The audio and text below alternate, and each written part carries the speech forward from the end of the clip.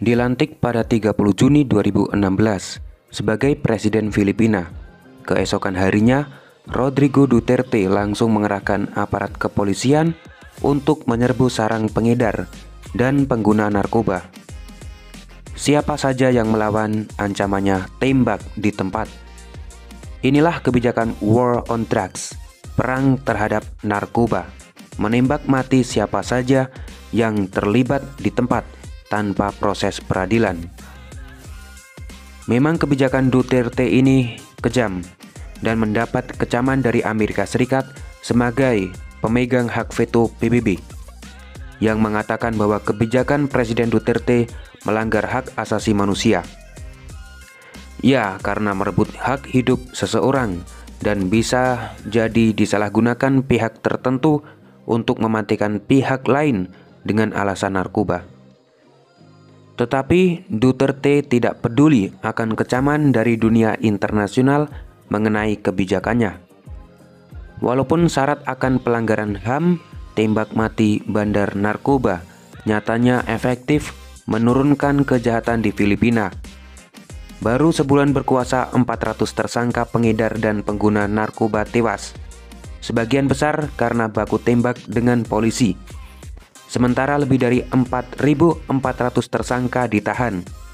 Situasi ini ternyata membuat takut para pengedar dan pengguna narkoba, sehingga sekitar 500.000 orang memilih menyerahkan diri kepada polisi. Presiden Duterte menjabat Presiden Filipina dari tahun 2016 sampai 2022. Di pemerintahan beliau, Filipina lebih dekat dengan Tiongkok dibanding Amerika. Salah satu penyebabnya Tiongkok tidak mengecam Filipina seperti yang dilakukan oleh Amerika mengenai aturan tembak mati penyalahgunaan narkoba. Walaupun Cina dan Filipina memiliki permasalahan klaim wilayah di Laut Cina Selatan, ada beberapa wilayah yang diklaim Filipina dan wilayah tersebut juga diklaim oleh Cina, tidak membuat Rodrigo Duterte kala itu menghentikan niatnya untuk mendekati Cina. Kunjungan pertama Duterte ke Beijing pun dilakukan untuk semakin mengakrabkan kedua negara. Saat itu Filipina mendapatkan gelontoran dana dari Cina, ya walaupun sebagian besar dalam bentuk pinjaman. Tetapi keakraban seorang Duterte dengan Cina sepertinya tidak bertahan lama.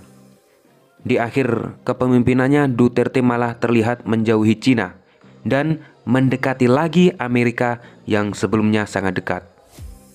Mungkin Duterte kecewa karena mendekati Cina tidak membuahkan hasil yang berarti untuk kemajuan Filipina. Adanya kebuntuan di Laut Cina Selatan, investasi Cina untuk Filipina yang tidak sesuai dengan yang diharapkan, dan lain-lain.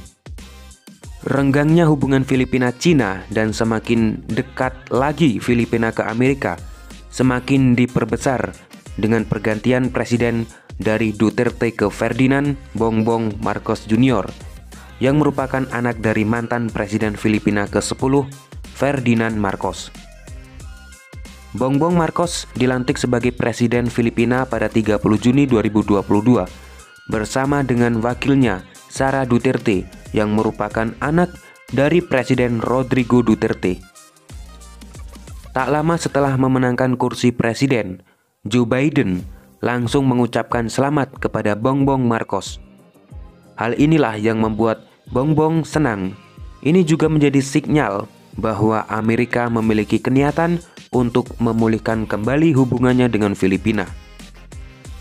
Singkat cerita, sekarang hubungan Filipina dan Amerika semakin dekat, dan hubungan Filipina dan Cina seperti agak memanas. Dari sebelumnya dekat, kemudian panas, dan ini dekat lagi, itu Filipina dan Amerika. Apabila kita amati, Filipina ini sebagai salah satu negara di mana menjadi penanda persaingan antara Cina dan Amerika. Sebagai contoh, konflik di Laut Cina Selatan. Ketika Cina mengeklaim Laut Cina Selatan sebagai wilayahnya dengan alasan historis bahwa nenek moyang mereka dulunya menguasai wilayah tersebut, walaupun alasan Cina ini ya tidak masuk akal, karena nenek moyang negara-negara di Asia Tenggara mungkin dulu pernah menguasai wilayah tersebut. tetapi tidak senafsu Cina yang ingin Laut Cina Selatan sebagai wilayahnya. Di sini Amerika tentu tidak tinggal diam. Ketika Laut Cina Selatan sebagai jalur pelayaran penting dunia, kandungan di bawah lautan yang katanya terdapat cadangan minyak dan gas, tentu memiliki nilai yang ekonomis tinggi, wilayah yang luas yang akan membuat Cina semakin perkasa apabila memang benar-benar menguasainya. Hal ini yang membuat Amerika tidak membiarkan begitu saja Cina seenak jidatnya mengobrak-abrik Laut Cina Selatan.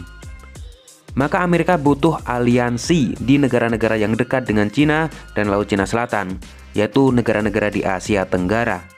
Dan negara itu contohnya Filipina. Karena dari dulu Filipina dengan Amerika memang memiliki kedekatan yang kuat. Filipina bisa dijadikan pangkalan militer Amerika Serikat. Apalagi tensi Taiwan dan Tiongkok atau Cina yang semakin memanas. Dan potensi serangan dari Tiongkok ke Taiwan yang mungkin bisa saja terjadi. Hal ini akan lebih memudahkan Amerika untuk membantu Taiwan. Untuk Filipina dengan kekuatan militer yang cukup lemah, bantuan atau kerjasama dengan negara-negara kuat seperti Amerika juga diperlukan. Karena tidak mungkin untuk Filipina menghadapi negara kuat seperti Cina tidak meminta bantuan dengan negara lain, di mana negara yang akan membantu juga sama-sama kuat.